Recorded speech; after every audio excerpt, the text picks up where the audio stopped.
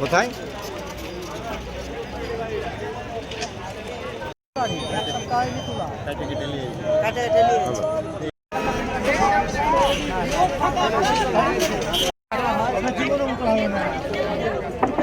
কাটে গেলে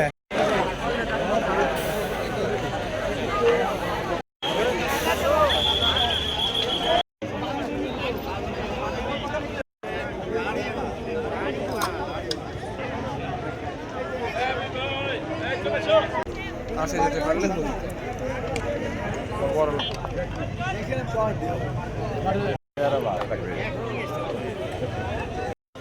আঙুলি দাদা হবে এই তো গাড়ি ট্রাক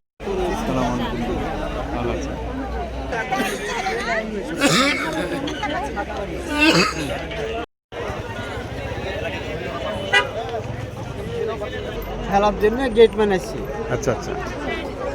আসার পর দেখে যে একটা গাড়ি ঢুকে গেছে রেল লাইনের উপরে, স্টারটা বন্ধ হয়ে গেছে।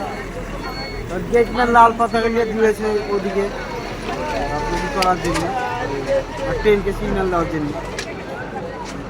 যাই যে কোনোভাবেই ট্রেন আর বুঝতে পারিনি নাকি আল্লাহ জানে, গাড়ি এসে সরাসরি ট্রাককে এসে মারে। তার আগে কিন্তু ট্রাকের ড্রাইভার হেল্পার দুজনে নেমে গেছে। গ্যাস দিয়ে কাটতে হবে।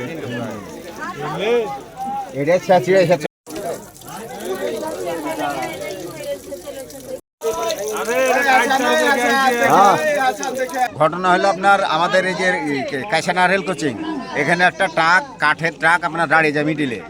এরপরে আবার ট্রেনের আপনার লাইন ক্লিয়ার হয়ে যায়, ট্রেন আসছে, এখন আপনার ট্রাক এসে সামনে দাঁড়িয়েছে।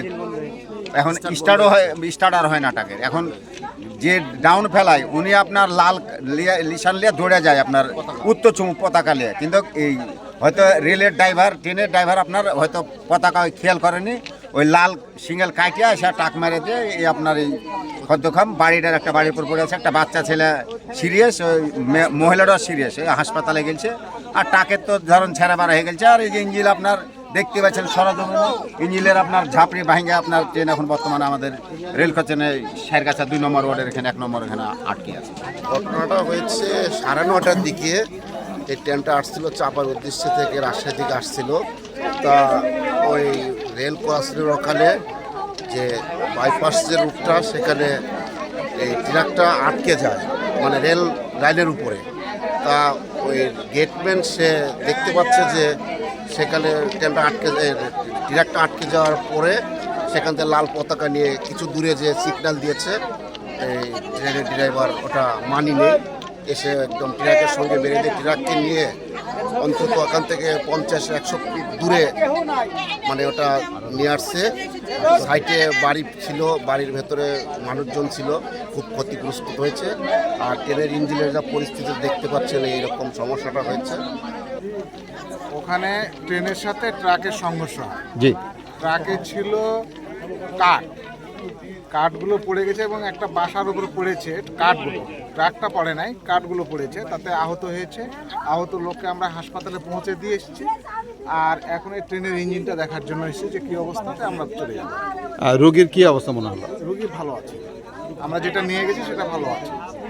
ওই বাসার উপরে যে ট্রাকটা যে পড়েছে, সে বাসা থেকে আর কেউ আছে বলে আপনার কি মনে করছেন? না, তলে কেউ আছে কিনা? না, আর কেউ নাই। আমরা ওটা সার্চ করে দেখলাম, আর কেউ নাই। স্থানীয় জনগণকে জিজ্ঞাসা করলাম কেউ আছে নাকি, প্রতিবেশীরাও বলতেছে যে না, আর কেউ। আহত আমি নিয়ে গেছি একজন, আর একজন আহত হয়েছে কম, তাকে নিয়ে যাওয়ার প্রয়োজন হয়নি, উনি ইচ্ছাকৃত যায়নি। আর আগে 2 জন গেছে, একটা শিশু সহ।